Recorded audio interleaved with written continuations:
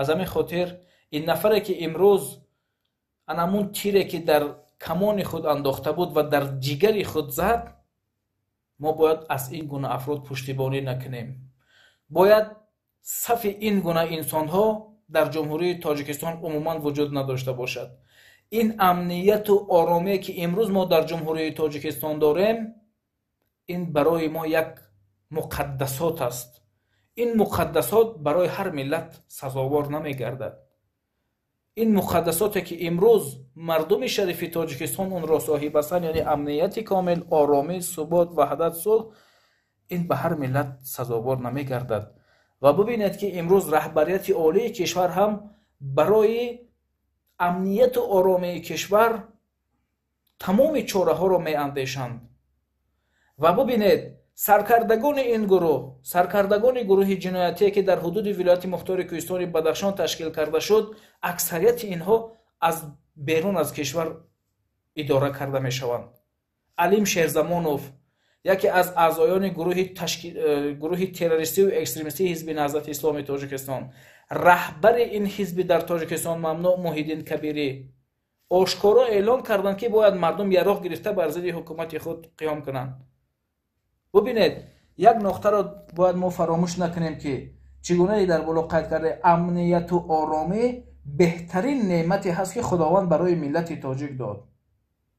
بهترین نعمت. خدا حتی در قرآن هم فرموده است، حتی پیغمبر گرامی قدر هم این نقطه را بسیار خوب درک کردند. در احادیث های خود قید کردند که امنیت و آرامی یا اینکه سلامتی و امنیت این برای انسان بهترین نعمت است.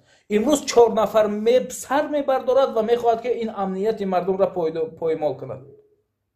چگونه اون نفر باید مجازات نگیرد؟ یعنی چگونه گفتیم چاکن زیر چو هر نفری که ضد امنیت، ضد آرامی سر بالا میکند، دست میبردارد، حتما در همون چای کنده خودش چیکار میکنند؟ غرق میشود. و سرکردگان این گروه که از خارج کشور خواستند که در حدود جمهوری تاجیکستان ناآرامی را جاری کنند، ببینید که اونها الکی برای اونها ناآرام کردن وضع یک عادت مقرری گردیدگی است. سالهای جنگ شهروندی مردم را اینقدر سرسان و سرگردان کردند و دستهای آنها در خون آلوده است. حالا خون دست آنها پاک نشده است، باز میخواهند که چیکار کنند؟ برای پیاده کردن نیت‌های ناپاک خود، برای پیاده کردن همون نیت‌های غرضناک خود، میخواهند که باز دوباره در حدود جمهوری تاجیکستان وضع را ناآرام کنند و با همین واسطه سر قدرت بیایند یا که همون وظیفه هایی که میخواهند همونا را به دست آورند. یک بار الکی مردم ضرر شما را چشید. مردم تاجیک دیگر مردم سالهای 90 نیست، یا که جوانان دیگر جوانان سالهای 90 نیستند. شما دیگر نمیتوانید با این لحظه‌گویی خود دل جوانان را به دست آورید. الکی سیمای اساسی شما، چهره اصلی شما الکی آشکار است. شما را مردم خوب میشناسد.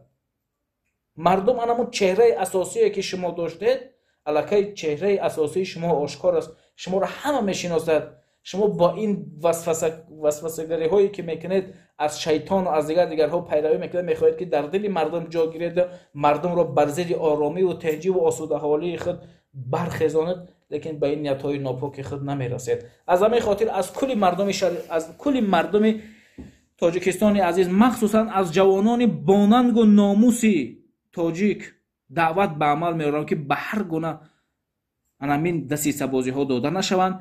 این حادثه که امروز در حدود ولایت مختار کوهستان بدخشان شده گذشت و یکی از سرگردگان همین تشکیلات اکستریمیستی و تروریستی، همین نفری که امروز قتل گردید از جانب پیروان خود، این همون پاداش عملهای کرده خودش بود. همون کاری که اون کرد، اون چاهی که کند در چای خود غرق شد. باقی سلامت و خانه آباد باشید.